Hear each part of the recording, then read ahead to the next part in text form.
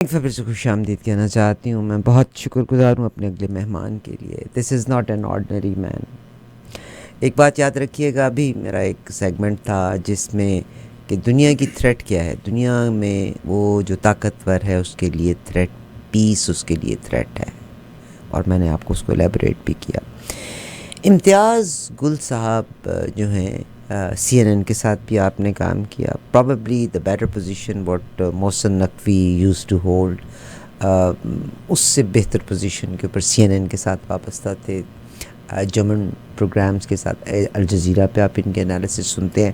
پاکستان میں he is executive director of center for the research, ٹھیک ہے, research and security, director for center for research and security. And یہ securities he holds a big position, ماشاء اللہ.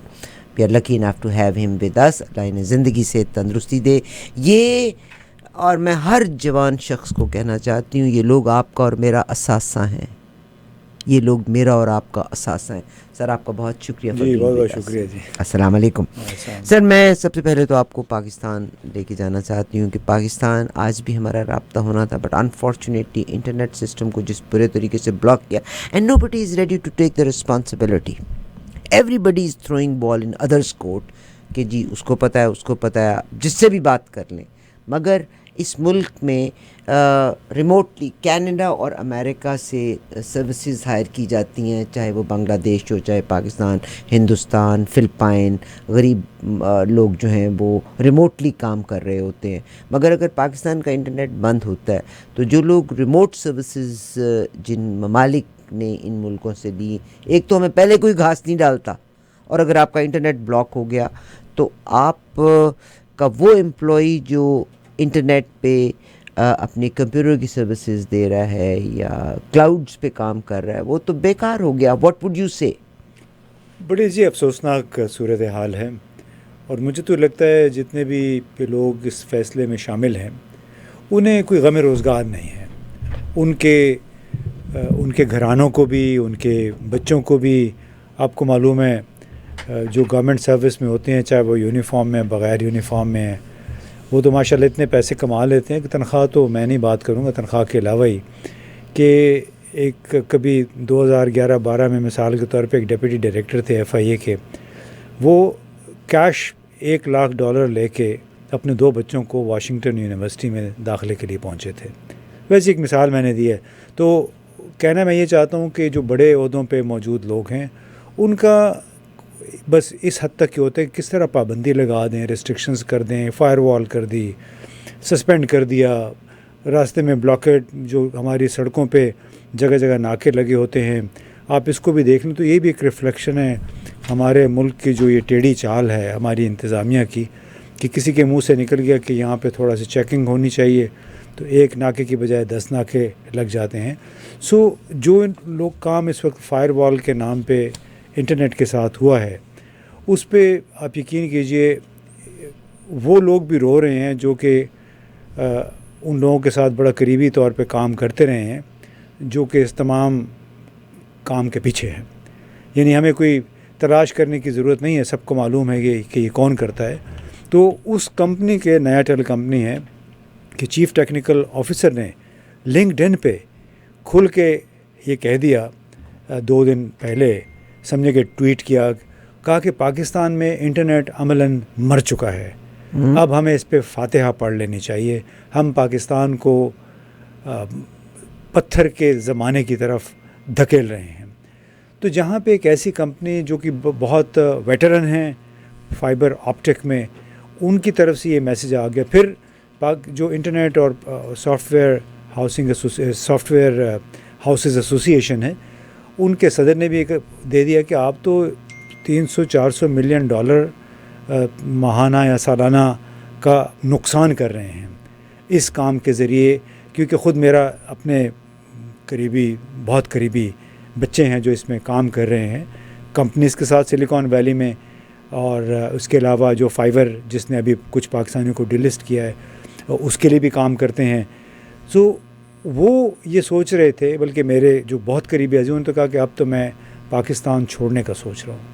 یعنی یہاں پہ ہمارے لیے ہیوی ڈیٹا کے ساتھ کام چونکہ ہم کر رہے ہیں اس کی ٹرانسمیشن ہمارے لیے ایک مسئلہ بن گیا، اور وقت پہ اگر ہمارا ڈیٹا ٹرانسفر نہیں ہوتا ہے، جو فری لانس بھی کام کر رہے ہیں اور جو ریگولر بھی ہیں، تو ان کے لیے بھی بہت مشکل ہو گیا ہے. تو شاید ان لوگوں کو احساس نہیں ہے کہ غریب لوگوں کے اس طرح جو جلتے چولہے ہیں وہ اس طرح بجھ جائیں گے. یہ جو نوجوان ہیں یہ پھر کیا کریں گے؟ یا پھر یہ وائلنس کی طرف چلے جائیں گے، یہ پھر جرائم پیشہ گروہوں کے ساتھ مل جائیں گے، چوری کریں گے، ڈاکے ماریں گے. اور یہ تعداد کوئی کم نہیں ہے، کوئی لاکھوں میں ہے تعداد. وہ لوگ جو بیچارے 200 300 400 500 ڈالر ماہانہ کے کما رہے ہیں، الٹا پاکستان کے لیے زر مبادلہ کما رہے ہیں. لیکن ان لوگوں نے ہم یہی آخر میں کہہ سکتے ہیں کہ اللہ ہی ان کو سمجھے گا. سر بہت شکریہ، آپ نے بڑی تفصیل کے ساتھ یہ بات کہی، اور یہ بہت بڑا المیہ ہے جو انٹرنیٹ کا المیہ ہے. شاید وہ لوگ اوورسیز جو لوگ رہ رہے ہیں، میری آپ کی پارٹیاں ہو سکتی ہیں، مگر امیجن کیجئے گا جن لوگوں کا روزگار ہے. میرا سر آپ سے اگلا سوال ہے. فیض حمید صاحب کو اریسٹ کیا گیا اور وہاں پہ یہ کہا گیا جی پاکستان عدلیہ نے، کیونکہ وہ جو سٹی ایک project top city project, top city. Sir مجھے یہ سمجھ نہیں آتی، اور اس شخص نے two wrongs doesn't make one right, یعنی جب ان کے گھر سے سونا نکالا گیا تھا تو میرا خیال 3 کروڑ روپیہ کیش بھی ان کے گھر تھا. کیا وجہ ہے کہ پاکستان میں جب کیش منی آپ کے گھر میں ہے تو that is considered as a black money, وہ 3 کروڑ روپلی کیسے ان کے گھر موجود تھا؟ nobody took action against that. نہیں ہمیں تو نہیں معلوم ہے جی کہ اس کیس کے حقائق کیا ہیں. کیا واقعتاً 400 تولے سونا وہاں سے نکلا؟ کیا واقعتاً 3 کروڑ روپے جنرل فیض حمید کے گھر سے نکلے؟ یہ ہمیں نہیں معلوم. آپ کو یاد فیض حمید کے گھر سے نہیں سر، یہ جو ٹاپ سٹی کے جو اونر ہیں نا، ان کے گھر سے انہوں نے اٹھوایا 3 کروڑ روپیہ اور 400 تولے سونا.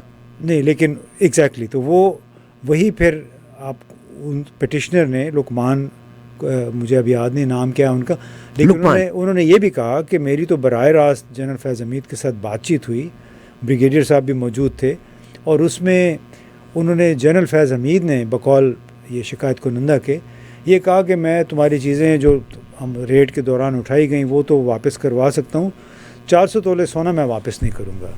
یعنی میں تو اس کی شکایت پہ حیران ہوں جو اس نے سپریم کورٹ میں دائر کی تھی، پٹیشن تھی، کہ کیا جنرل فیض حمید کا یہ رتبہ تھا کہ وہ ایک ہاؤسنگ سوسائٹی کے مالک کے ساتھ براہ راست بات چیت میں یہ کہہ رہا ہے کہ 400 تولے سونا میں آپ کا واپس نہیں کروں گا.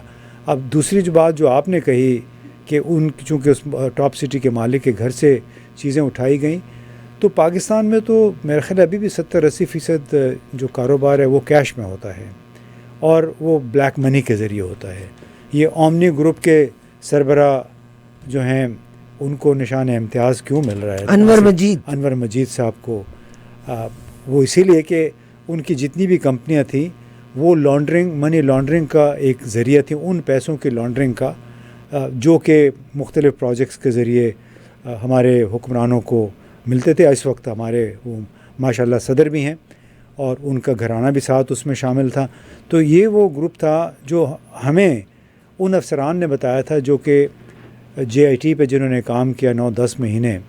تو انہوں نے کہا کہ بفرنگ کے لیے اومنی گروپ کی کمپنیاں استعمال کی گئی تھیں، یعنی جو کمیشن کہیں سے ملتا تھا وہ پہلے ایک کمپنی میں جاتا تھا، وہاں سے دوسری سے تیسری کمپنی میں پھر واپس آ جاتا تھا، کبھی زرداری صاحب کے اکاؤنٹ میں، کبھی فریال تالپور کے اکاؤنٹ میں، کبھی مراد علی شاہ کے اکاؤنٹ میں. اور اسی بنیاد پہ چونکہ اس میں ٹریس بظاہر ٹریل کوئی نہیں تھی، تو اسی بنیاد پہ آپ کو معلوم ہوگا جیو کے ساتھ انٹرویو میں زرداری صاحب نے کہا تھا کہ بھلے میرے اکاؤنٹ میں پیسے ہوں لیکن یہ تو نیب کا کام ہے ثابت کرنا کہ یہ پیسے میرے ہیں یا یہ میں نے کہیں سے منگوائے ہیں. تو یہ تو کوئی ڈھکی چھپی بات نہیں ہے. وہ ایان علی آپ کو یاد ہوگا کہ پتہ نہیں کوئی 32-33 اس نے پھیرے لگائے تھے 2-3 سال کے اندر. اور وہ ہمیں اسٹیٹ بینک میں ہمارے دوست نے بتایا تھا کہ وہ موجود تھے جب وہ انسپیکٹر کسٹمز کا جس نے اس کو پکڑا تھا $5 لاکھ کے بریف کیس کے ساتھ، کہ وہ بریف کیس وہ انسپیکٹر جمع کرانے آیا تھا باقاعدہ، چونکہ اس کا آپ کو پتہ ہی ہے پروسیجر ہوتا ہے. تو وہ کہتے ہیں ہمارے سامنے انہوں نے یہ پیسے جمع کرائے، جب باہر نکلا جو ہی بینک سے تو وہاں پہ اس کو گولی سے فارغ کر دیا گیا. تو یہ وہی پیسے تھے نا، یعنی چاہے وہ کار کے پروجیکٹ تھا، چاہے وہ سوئٹزرلینڈ کی وہ کوٹیکنا وغیرہ کمپنیاں تھیں، چاہے وہ ریکوڈیک کے معاملات تھے یا اسٹیل مل. اس میں آپ کو یاد ہوگا کہ ایک رئیسانی صاحب تھے، بلوچستان کے سیکرٹری خزانہ تھے، تو ان کے گھر سے 73 کروڑ روپے نکلے تھے کیش میں. 73 کروڑ روپے کے لیے پھر وہ نیب نے ہمیں تو یہ بتایا تھا کہ وہ مشینیں منگوا لی گئیں، ٹیلر منگوائے گئے کہ جو ان کو گن لیا جائے، کیونکہ 73 کروڑ کیش میں کیسے کوئی کاؤنٹ کرے گا. لیکن وہ جو رئیسانی صاحب میں آج گھوم پھر رہے ہیں انہیں کچھ بھی نہیں ہوا. شجیل میمن کے ہاں بھی بڑا کیش نکلا تھا.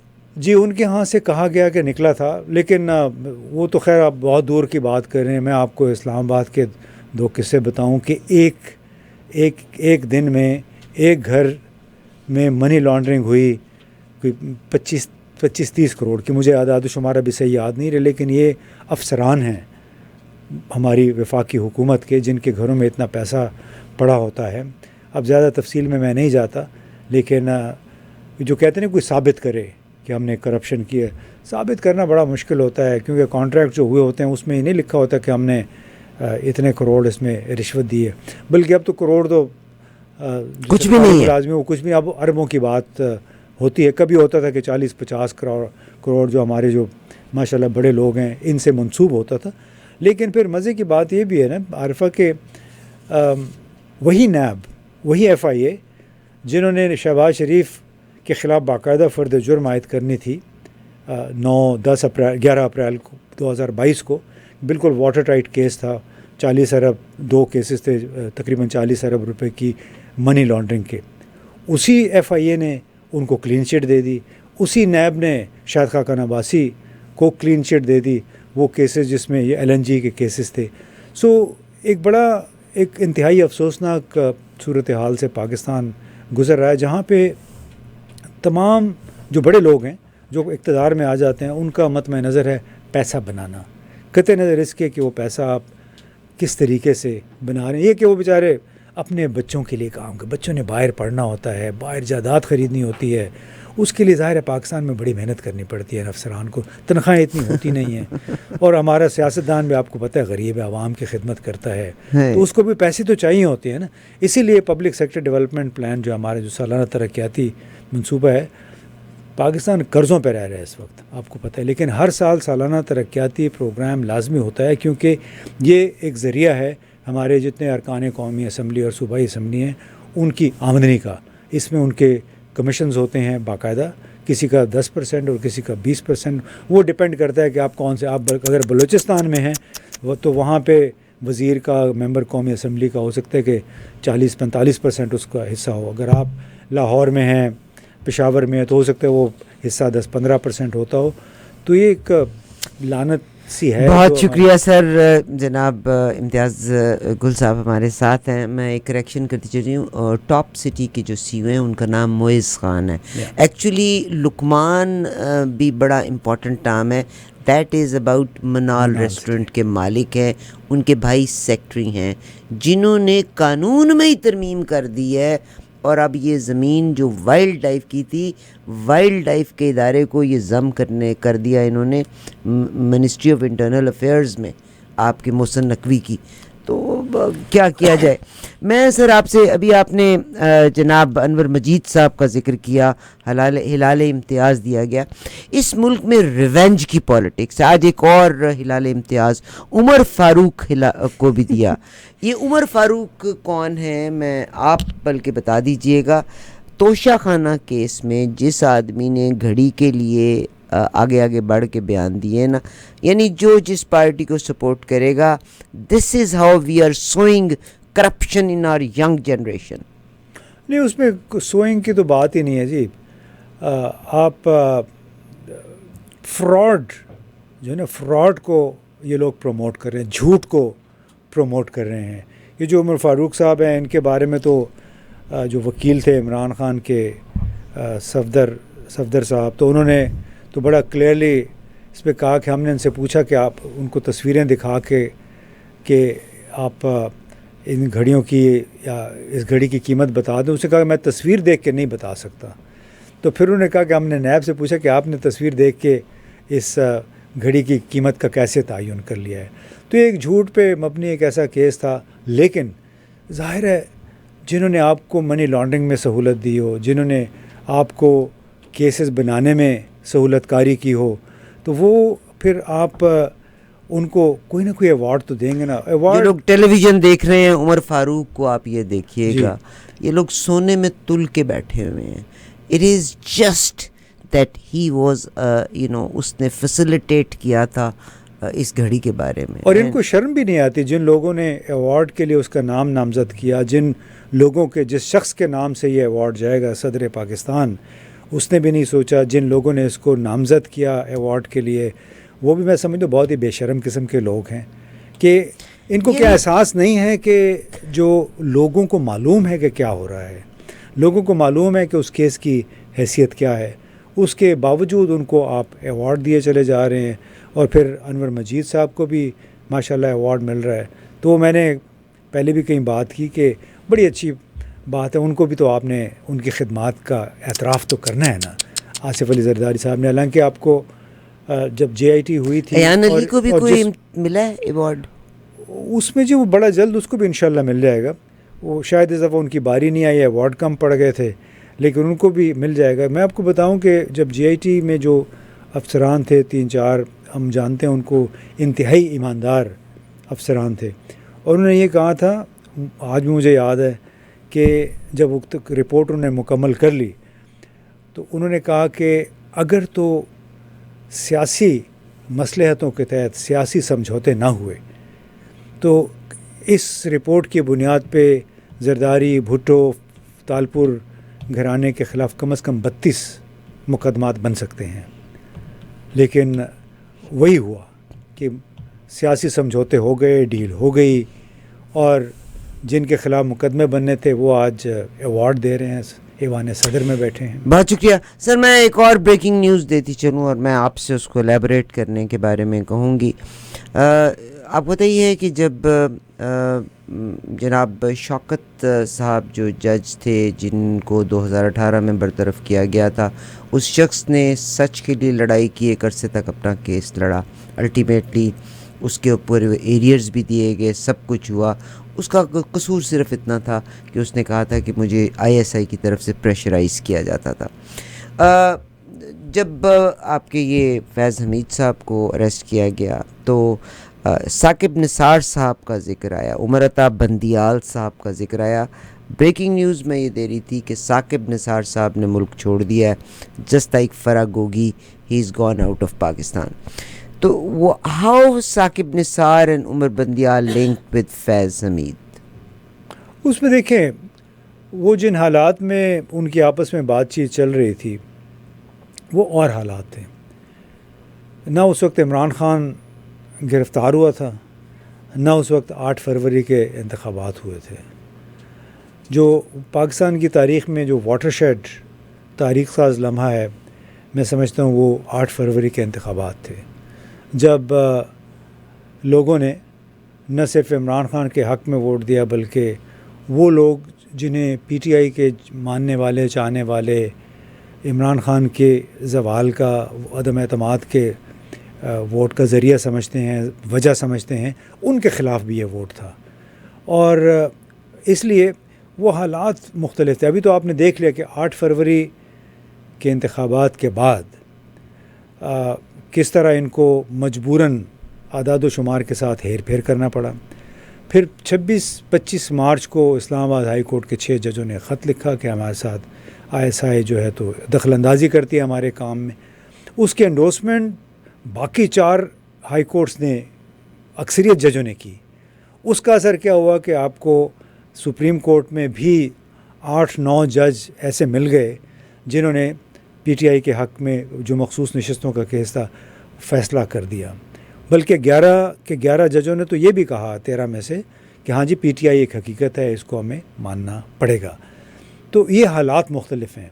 اب جس نے بھی یہ کام کیا یا کرنا چاہتا ہے اتنی آسانی سے نہیں کر پائے گا, کیونکہ اس وقت عوام کا پریشر جو اس کو کہتے ہیں کہ دی February 8 elections triggered an entirely different dynamic, اور اس ڈائنامک ایک سونامی سا ہے کہ جس کے تحت جو ہے لوگ پریشر میں آ رہے ہیں، سوشل پریشر بڑھتا چلا جا رہا ہے، چاہے وہ جج ہیں، چاہے کئی جرنیل ہیں، کچھ خاموش بیٹھے ہیں، بلکہ اکثر خاموش بیٹھے ہیں، چاہے جرنلسٹ ہیں. بہت تنگ کیا سر، پینشنز ہی بند کر دیتے جی. تو اس میں جو 8 فروری کو ہوا ہے وہ پاکستان کی تاریخ میں نہیں ہوا، اور اس کے تحت ہی میرا اپنا یہ خیال ہے کہ اس کی وجہ سے جتنا پریشر بنا ہے پاکستان میں، اصلاحات کچھ نہ کچھ اس کے ذریعے ضرور ہوں گی.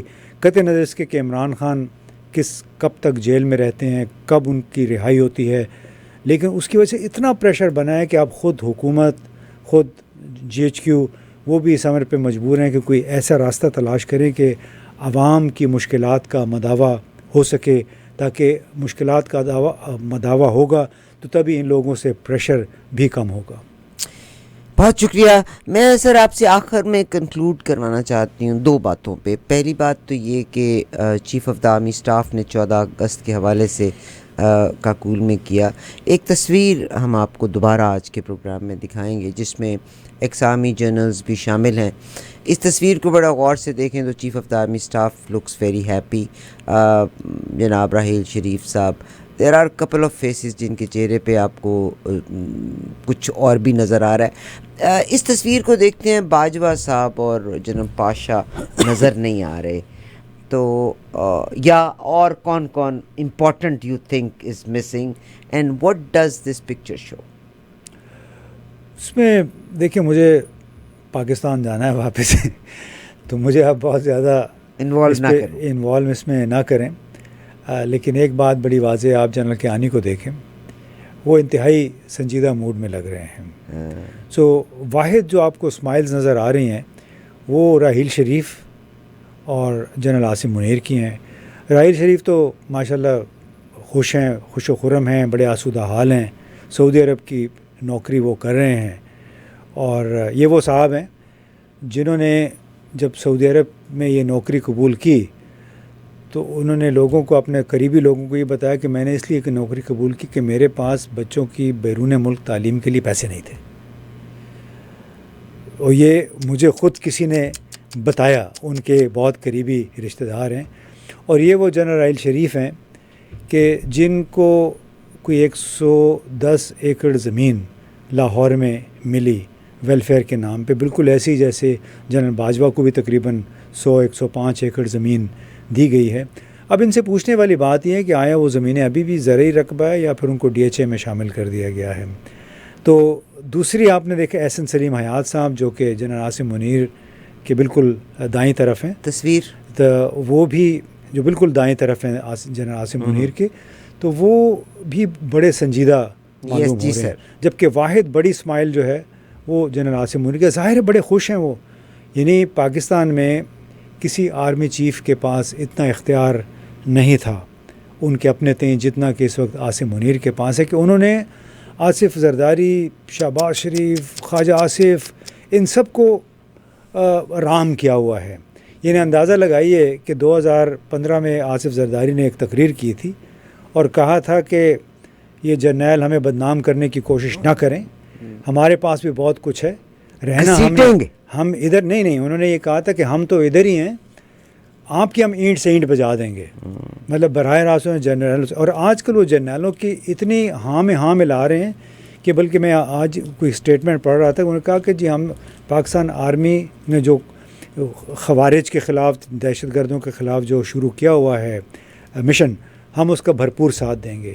اسی طرح خواجہ آصف کی آپ ماضی کی تقریریں سنیں اور آج ان کا طرز عمل دیکھ لیں تو یہ اس میں ایک اور تضاد نظر آتا ہے. تو شروع بات ہوئی تھی اس تصویر سے، تو اور تصویر کی بات یہ ہے کہ the man who is in charge has all the smiles and the man who is floating in money, in Saudi money, is also has all the smiles. کیونکہ آج کل ہمارے شاید سعودی عرب، UAE، امریکہ اور پاکستان کی مسلح افواج کا جو ان کی کوآرڈینیشن ہے اور ان کے آپس میں تعلقات ہیں وہ بہت اچھے ہیں. بہت شکریہ سر آپ کا. پاکستان کا نوجوان بہت ڈسٹرب ہے. آپ روز نئے ڈرامے پیش کریں اور ان میں آپ جو بھی ظاہر کریں، مگر نوجوان بہت ڈسٹرب ہے. یا تو ڈیپوٹیشن پہ اعلیٰ افسران جو ہیں وہ بڑی پوزیشنز پہ چلے جاتے ہیں، جبکہ آپ کے نوجوان کو اس کی کوالیفیکیشنز کے مطابق تعلیم نہیں مل رہی. نوجوان تعلیم حاصل کرنے کے بعد بھی بیکار ہے، اور آپ کے بڑے افسران 2-3 جگہوں سے پینشنز لینے کے بعد اپنے بچوں کو بھی بیرون ملک پڑھا کے وہیں سیٹل کر رہے ہیں.